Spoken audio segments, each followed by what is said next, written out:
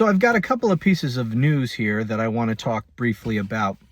The first is, once again, proof of what a sham these mass deportations are. Trump made all these promises about the millions and millions who are going to be deported in record time. Now, make no mistake, he is deporting a lot of people. There's no doubt about that.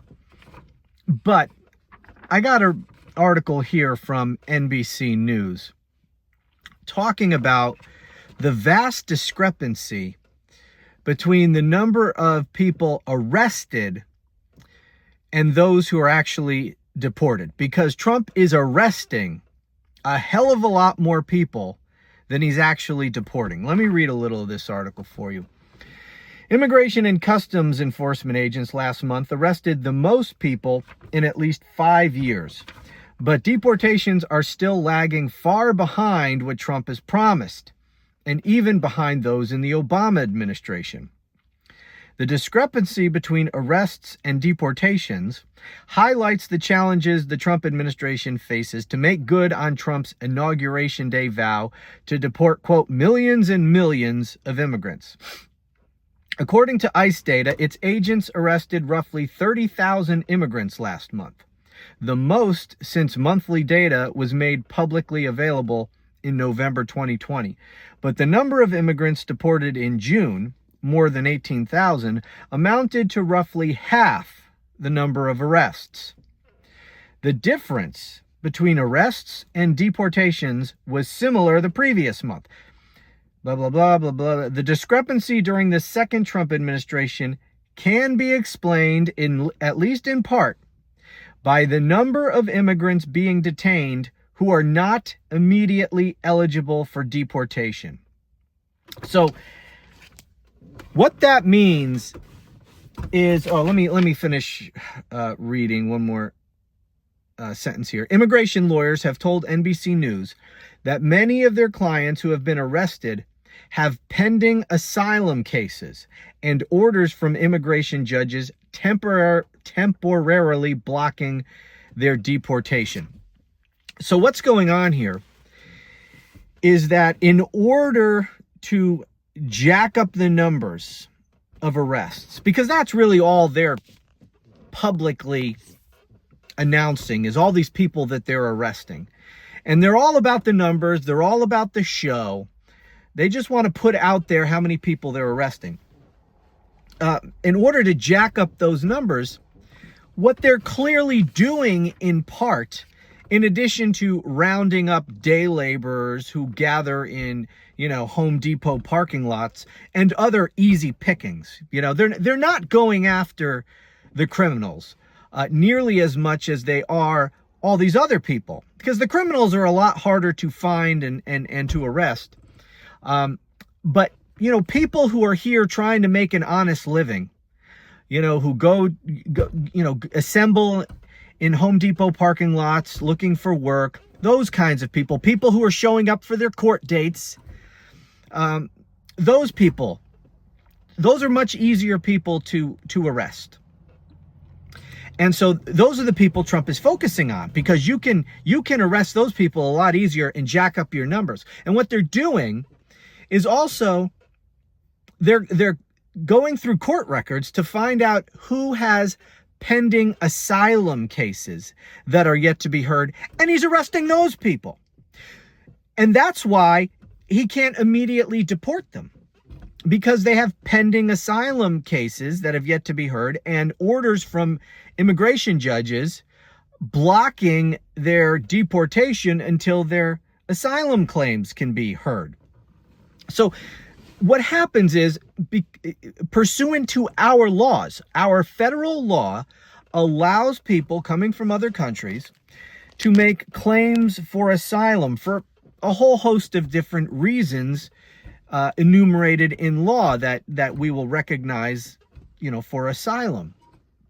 And so they come here and they officially petition for asylum, and then they are given a court date sometime in the future, and usually allowed to, are released and are allowed to work and live here in the United States legally because they have followed our law and made an official request for asylum. So in the meantime, while they're waiting for their hearing to hear their asylum claim, they're allowed to live and work in this country legally.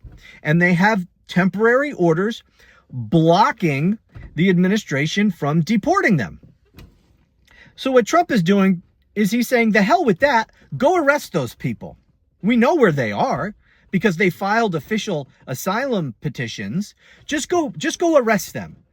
And yes, we can't deport them right away because they have pending asylum claims, but just arrest them so that we can report all the people that we've arrested, that we could jack up our numbers and we can go on Fox News and brag to the cult that we've arrested all these people. And that's all they care about. We just will leave out the part that they were actually following the law and had officially, filed an asylum petition pursuant to federal law and that they hadn't done anything wrong. We'll just leave that part out.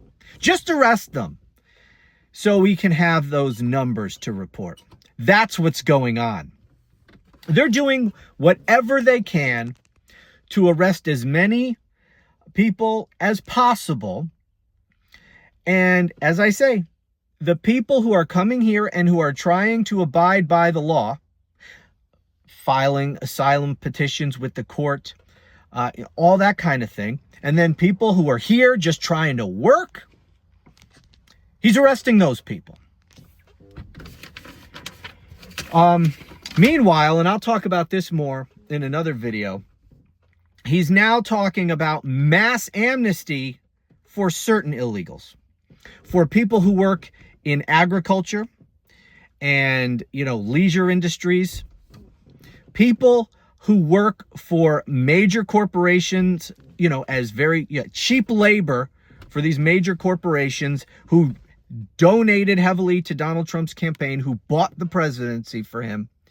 They don't want their cheap labor deported. So now Donald Trump, doing what he's told, is working on a mass amnesty plan for certain illegals, those who are making Trump's buddies rich.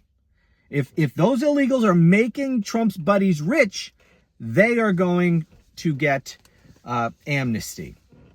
If they don't work for one of Trump's big money donors, they're screwed. See, because that's the way the law works now in this country. There's no equal protection of the law. There's no equal application of the law. There is just crony law enforcement. We have crony capitalism. Under Donald Trump, we now also have crony law enforcement. So if your buddies are going to benefit from amnesty financially, then their laborers are going to be exempted from Trump's enforcement efforts. Okay, so we got that going on. We'll talk more about that later because MAGA, by the way, is fit to be tied over this. They're furious. They don't want no damn special amnesty for farm workers. They want them all gone. They were promised mass amnesty, mass deportations, damn it. No exceptions. We don't care that they work in the field. We want them gone. They're brown. Get them out of here. That's, MAGA. So they're pissed. More about that later. Here's one other thing I wanted to bring to your attention real quick. This is from the Associated Press. This is about Trump's executive order on birthright citizenship. I guess it's been almost 2 weeks now, or who the hell knows. Time, Trump time. The days kind of blend together. I can hardly, one day in Trump time feels like it would like 2-3 weeks, a month or more maybe in normal time. It's just, anyway. So recently the Supreme Court handed down that opinion stemming from the birthright citizenship case, essentially blocking federal district court judges from issuing nationwide injunctions. And at the time I told you there are other ways around that. The chief among those is the possibility of pursuing class action lawsuits. And then once you have a class action lawsuit, that judge could then issue the same kind of temporary injunction on a nationwide basis for anyone who could be affected or considered part of the class. So I've got an article here from the AP. A federal judge in New Hampshire said Thursday he will certify a class action lawsuit, including all children who will be affected by President Donald Trump's executive order ending birthright citizenship, and issue a preliminary injunction blocking it. Judge Joseph LaPlante announced his decision after an hour-long hearing and said a written order will follow. The order will include a 7-day stay to allow for appeal. The class is slightly narrower than that sought by the plaintiffs, who originally included parents as plaintiffs. So this particular class will include all children who would be affected by Donald Trump's order. And then the judge is going to issue an injunction, essentially a nationwide injunction. So we'll see where that goes. But I told you at the time that was a way around it, and that there were groups that were pursuing those class action lawsuits and other things as well. So we'll keep our eye on that. We'll talk about that more later. So anyway, that's it for now. Thank you, as always, for watching. I'll talk to you again soon.